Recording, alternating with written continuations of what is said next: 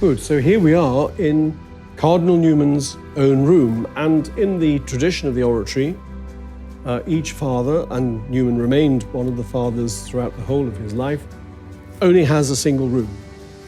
And even as a cardinal, this was the only room that he had, except for one small adjustment, which I'll explain to you in just a few moments' time. But by and large, this room, as you see it, is the only one that he had as a priest here from the 1850s through to his death. So, as you can see, it's a fairly functional and working room with a lot of books and, of course, principally a desk, or indeed a couple of desks. So it's very much a working space.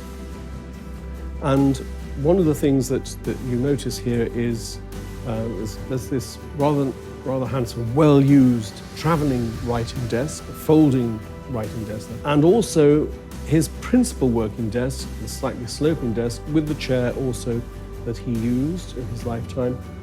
And the only non-candle light in the whole room is this very late introduction. This was not actually here for most of Newman's life. It came in the very last years of his cardinalate. Otherwise, he relied all of his life on candlelight.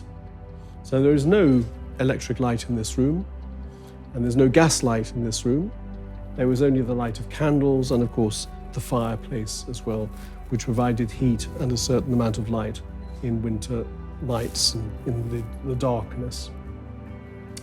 The other thing which I would like you to be able to see as well, which you won't see otherwise, is that in the latest copy of the visitor's book, this one was begun in 2010. As you can see, the first person to sign it was Pope Benedict. So it was specially made for his visit here in September 2010. So apart from the bookcases that we've seen and also the desks, there's also this very large cupboard in which Newman kept very carefully organized all his manuscripts, so his sermons, various other manuscripts of his books when they're preparations for their publication. And also on the cupboard door, we still have a relic of his later years, the members of the community who were down to preach during the year 1888, so just 2 years before the Cardinal's death. So it's a kind of a record of very last years of the Cardinal's life, the names of the fathers in the community at that time. And then also, and sadly very much damaged by time, this cutting from one of the local newspapers from 1884 of a map of the Nile. War was being fought in the Upper Nile, and the battles fought in the Upper Nile during that war, like Kitchener and at Khartoum. So Newman took a great interest in what was going on there and had that on the door so that he could follow the progress of the war as it unfolded.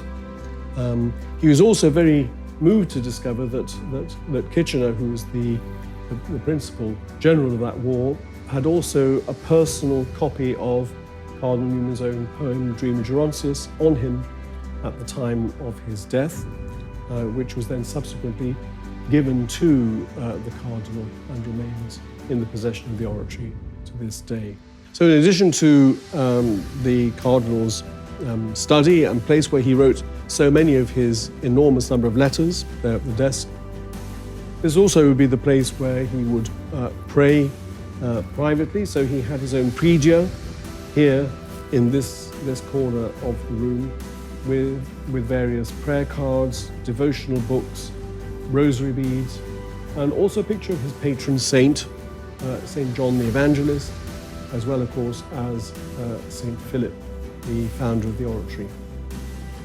We also have here the Cardinal's breviaries, so the ordinary daily office of a priest of the Roman clergy, the Roman Rite. So the daily prayer that he began to pray even while he was still an Anglican. And he did this largely because he inherited from his friend Hurrell Froude at his death in 1836 the breviaries that Hurrell Froude himself, while he was of course still an Anglican at the time of his death, nonetheless he had begun to pray the Roman breviary as an Anglican. And from that time onwards, Newman himself began to study and then to pray the Roman breviary himself. So long before he became a Catholic, this became one of the most important means whereby he grew into the whole devotional life of the Roman liturgy and the Roman priestly prayer life as well. So the breviaries are an important part of the witness of Newman's prayer life. I mentioned that each father in the oratory has only one room of his own, and the cardinal was no exception to that rule. But when he became a cardinal, he adapted his bed space into his private chapel, because it was part of the protocol of being a cardinal that he should have a private chapel. So he converted his bed space into his chapel, and he took the room next door simply for his bedroom, but never officially adopted it as a room of his own. So this became his chapel for the final 10 years of his life.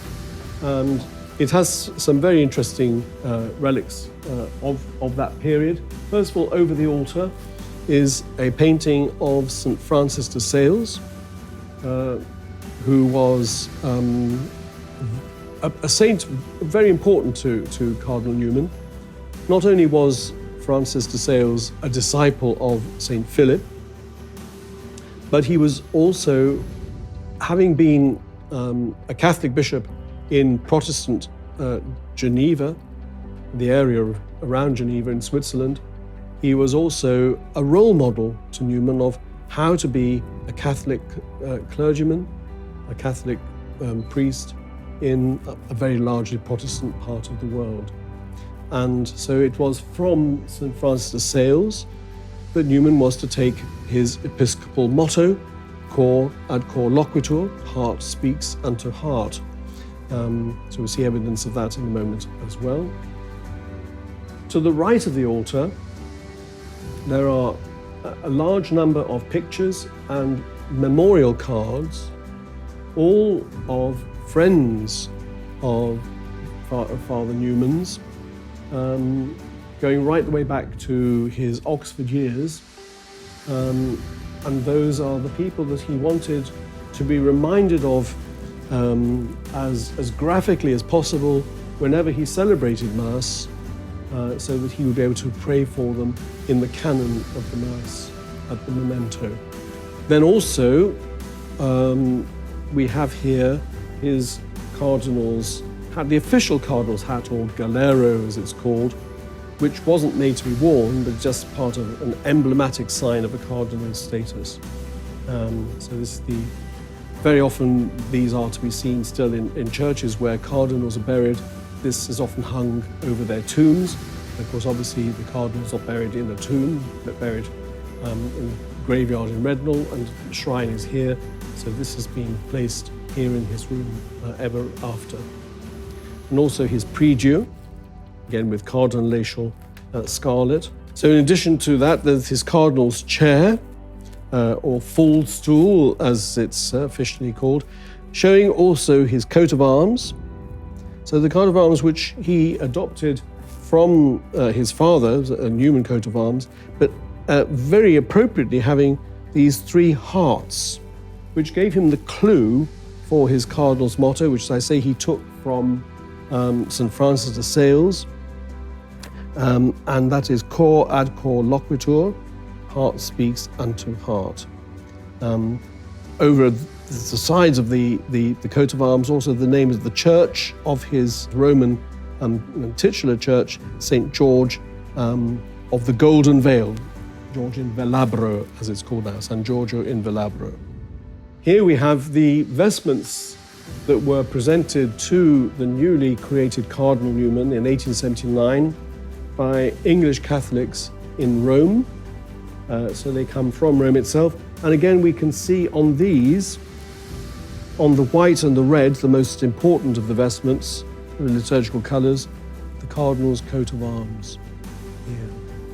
So on the white and red, the most worn of the vestments, of course, white and red. So there on the red is again the same. The other colours are much plainer. And this beautiful cupboard, of course, carries not only the vestments themselves, but also the burse that is also used for the chalice during Mass as well.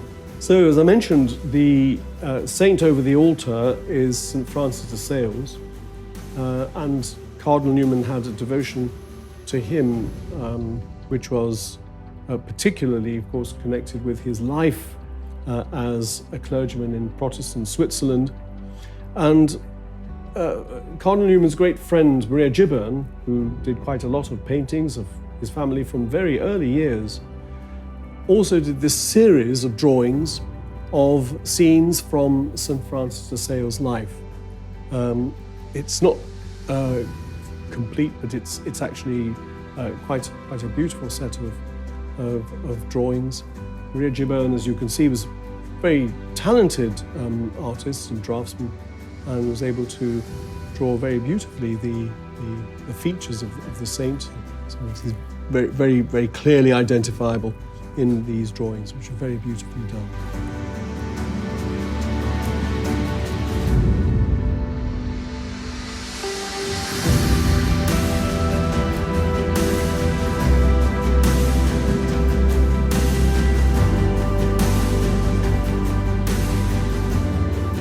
So here we are in the library of the oratory. This was established here in this very space by Father Newman when he built the house in 1851. So it has been constantly that for the last 170 years. And so it has a very long history to it. The library, as you will see as we go around looking at it, is absolutely full of books. And the most important part of the library, actually, that I want to draw your attention to here, is this section here on the lower level, going up to about 2/3 of the way along the library. And all of these very large folio books, as we call them, the very large scale volumes, mainly 17th and 18th century publications of the fathers of the church. So the great teachers of the faith from the early centuries, mainly from the first 5 centuries, though a few from later centuries are included as well. But we call them the fathers because it is from them that we have learned so much of the faith that we've been given. And they have a particularly important part to play in the history of Father Newman's conversion, because when he was at Oriel as a fellow in the 1820s, and as a clergyman, and he was a tutor of students in the college as well, he was at a certain point given complete freedom, not entirely of his own choice, from a lot of the tutorial work that he had been undertaking. And with the free time that he suddenly found that he had, in addition to his pastoral duties, he began, by great providence, a systematic reading through of the Church Fathers. And this is what began the whole process within him of understanding the Catholicity of the Church, and also the apostolicity of the Church, and the development of the Church's doctrines throughout history. All that was a very important part of the way in which he moved from Anglicanism to Catholicism. So the process which came to its climax in 1845 with his conversion, reception into the Church by Father Dominic Barbary, was in many ways started by all that's contained within these volumes that you see here.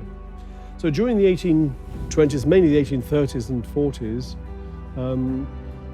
the young Mr. Newman was reading the Church Fathers, and he gradually acquired personally this enormous library of Church Fathers due to a very happy accident, largely, and that was that in the aftermath of the Napoleonic Wars, when Napoleon and the French revolutionary armies had largely disrupted most of the monastic houses and their libraries throughout France and Germany particularly. Many of the books that had been contained in those monasteries found themselves in Paris, being sold very cheaply in book barrows on the banks of the River Seine. And Newman himself, though he didn't travel abroad very often, the famous case, of course, his journey to the Mediterranean, and especially Sicily in 1832 and 1833, but apart from that, he didn't generally travel abroad very much until he became a Catholic, in fact. But he would find out friends who were traveling to Europe, and he would ask them to obtain volumes on his behalf, which they would then buy for him and bring back to him in Oxford. And so it was that gradually over those years he built up this wonderful collection of the Church Fathers. So all the great Church Fathers that he often came to quote in his mature years, so such as the great St. Athanasius. We'll see in fact in the church there is an altar dedicated to St. Athanasius because of the great devotion that Father Newman had to Athanasius. And obviously other great saints like St. Gregory the Great, St. Leo the Great, Cyril Alexandria, and many others besides, St. Augustine, of course. These all are to be found on these shelves here. When Father Newman was received into the church by Father Dominic Barbary, he was so thrilled to be at last a member of the Catholic Church because he said now he was in fact a member of the same church at long last as these great fathers whom he'd been studying in close detail for the previous 10, 15 or so years. And so he went around, as he said, on the night of his conversion, drawing out the volumes and kissing them and saying, "Now at last I belong to you." And it was very much the way that he saw his conversion as a coming home to the Church of the Fathers. And that's why these are such an important monument to the whole of Newman's intellectual life and his development as a Catholic. One of the things that I've mentioned downstairs in the museum is that that John Henry Newman was a great musician throughout all of his life, right from the age of 10 when he started to learn the violin to his very late years. Though at the very last years of his life he didn't continue to play because he said that he found it difficult to keep in tune. But he did enjoy continuing to listen to music, especially to the singing of the church choir at High Mass on Sundays when he was no longer able to celebrate himself, but would sit by the sacristy door and listen to the singing of the choir. And this represents his own active interest in music. This is his viola, which of course we still preserve. Of course, he played both violin and viola from the time that he was in Oxford, when he was very much involved actively in music making as a member of a rather ad hoc group of musicians playing string quartets. So Newman was proficient enough to be invited very frequently to play either second violin or viola with some professional musicians in performances of Haydn and Mozart and even some of the Beethoven string quartets. Beethoven was in fact Newman's favorite composer, and he enjoyed very much playing Beethoven's violin sonatas. And some of those he played with his sister Jemima, who was herself an extremely good pianist. And it was through music and through the playing of Beethoven's sonatas that he and Jemima were at last reconciled in the 1860s after 20 or so years of estrangement between Newman and all the rest of his family members. And so it was the music of Beethoven that brought him and his sister Jemima back together to friendship once more. And also, from after Newman's lifetime, a very important document which we have is the score of the Dream of Gerontius as set to music by Sir Edward Elgar at the very end of the 19th century. And it was performed, first of all, here in Birmingham at the Town Hall in 1900. And although the first performance of the work didn't go particularly well, it was eventually given a much better performance in other settings and became quite a famous work and attracted the attention of musicians abroad, so that Elgar became at last an internationally renowned musician, largely due to this work. And after the work was finally printed, Elgar dedicated the manuscript of the work, of which this is a photocopy, to the memory of Cardinal Newman, and gave it as a gift to the library of the oratory with deepest reverence to the memory of Cardinal Newman, whose poem, he said, "I have had the honor to attempt to set to music." So this wonderful and very famous setting of the Dream of Gerontius is something which we have the privilege to keep the manuscript of here as well. Also famous as a Newman disciple, though one who didn't know him personally in the same way, who was very much under his influence, was the great author J.R.R. Tolkien, who was a convert to the faith along with his mother and his brother, and as a result of which his mother, who was widowed, was also estranged from her family and came to live here in Birmingham, where she came under the protection of the Oratory Fathers. And when she herself died, while Tolkien and his brother were still young boys, she had them placed under the protection, the wardship of Father Francis Morgan, who was a priest of the Oratory at the time. And so it was under his guardianship that Tolkien came to maturity. And what we have here, in fact, is Mabel Tolkien's trunk. So Mabel, that is Tolkien's mother, left behind this trunk, which we still have here as part of the Tolkien family property. And so Tolkien, who of course eventually wrote such famous works as The Lord of the Rings, was brought up very much in the shadow of this house and with the guardianship of one of the Oratory Fathers. And so the influence of Cardinal Newman and the Catholic faith is very much to be found in his works. This is a memento of that important connection between Newman and Tolkien.